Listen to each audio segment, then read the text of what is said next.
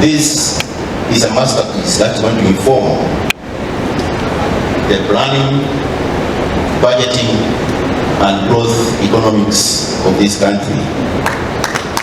It is coming at a time when we are charting a way forward on how to transform society in this country in particular.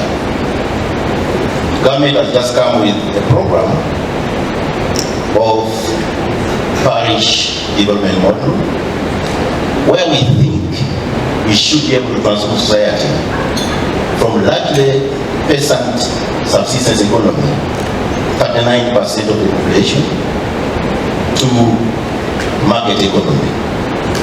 But the pillars in that strategy, among which is mindset change. And that's where Dr. Ocailap starts his discussion. Mindset change. You realize the state of your mind as a human being, but you need to link that with the human resource element, your skill. What skill do you have? And together with that, you then go to his chapter 14, mobilizing the finances, and use those finances for investment to create wealth. He dives very well into an area where we are operating from.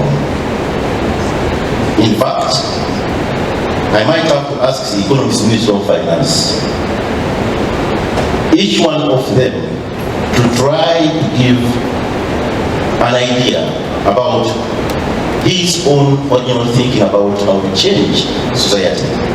I can assure you, they'll have a lot of struggle to challenge this masterpiece.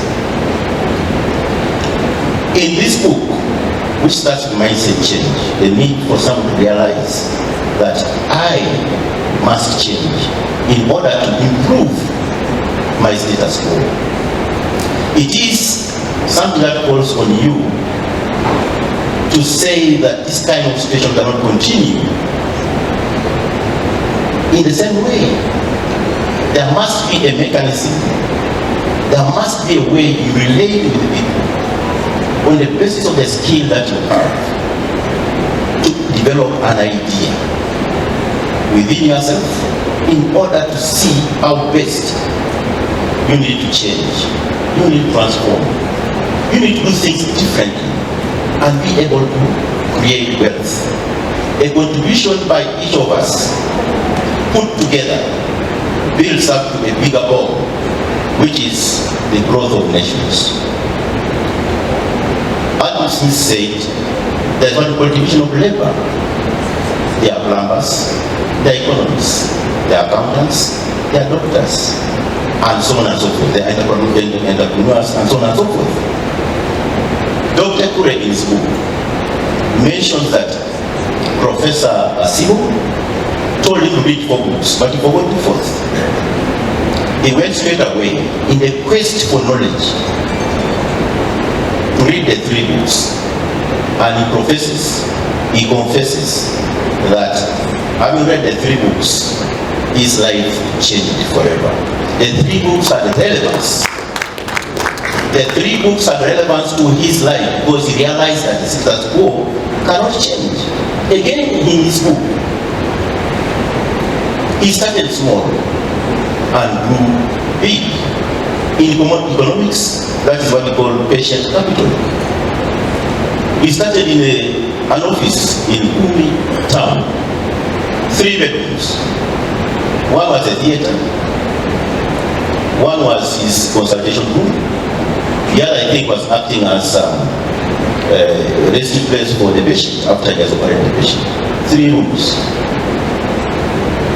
And starting those 3 rooms, according to his book, he challenges us that even on his way to get those 3 rooms, he passed through jail.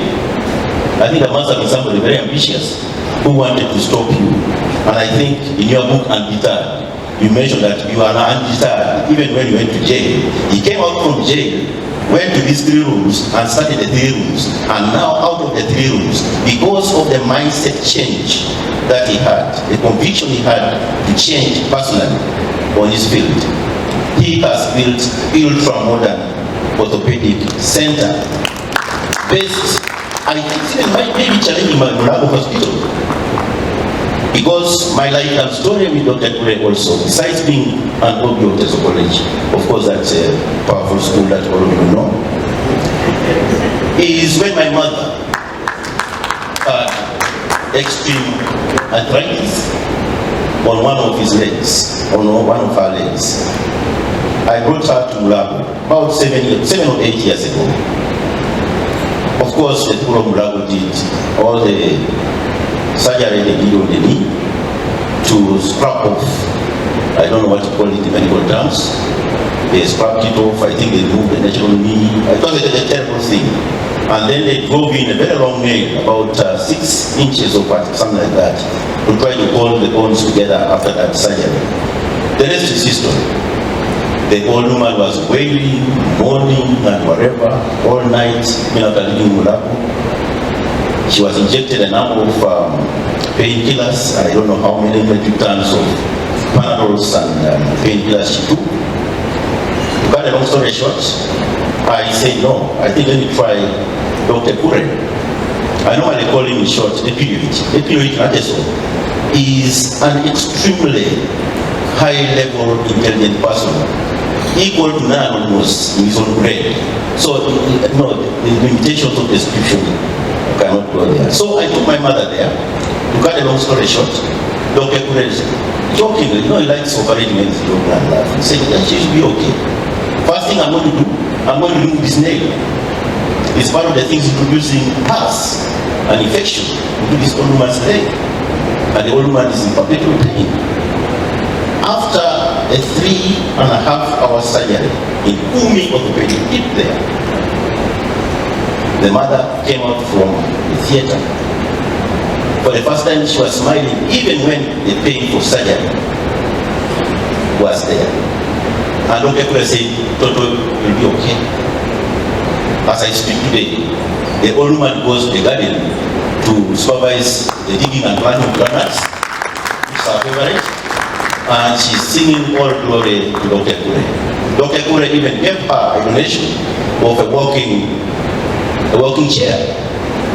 She now throws that one away and goes with a crutch occasionally, but she can walk at least from here to the end of this building without support. That's the power of undeterred Dr. Kure, determined to produce changes in the world that touch people's lives. That's a personal story of my mother. But let me come back to the book again, besides the personal story that I have. This book resonates very well with our development agenda in this country. Mindset change is pillar number 7 of the PDM, Parish Development Model. We recognize as government that it's very important that put together people, instill in them the need for them to yearn for change. It's very difficult for you, when left alone, to start thinking about what changes you. So this book delves into that and says, but you yourself should try to challenge yourself. Don't be comfortable with success.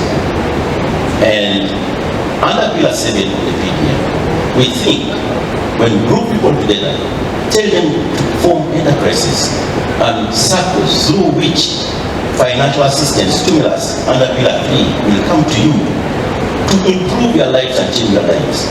It should be for your better for you to do that.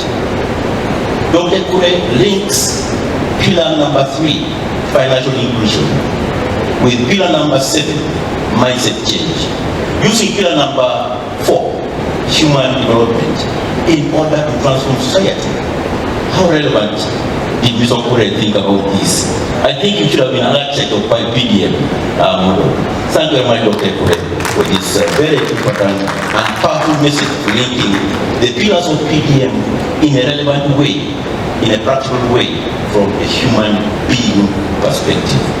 I associate fully with this book, and I do recommend that this book is an addition to the wealth of economic publications, economic theory for development publications, which will truly help those in position of government and leadership to seize the opportunities to constantly educate the people on how best they should be able to be organized.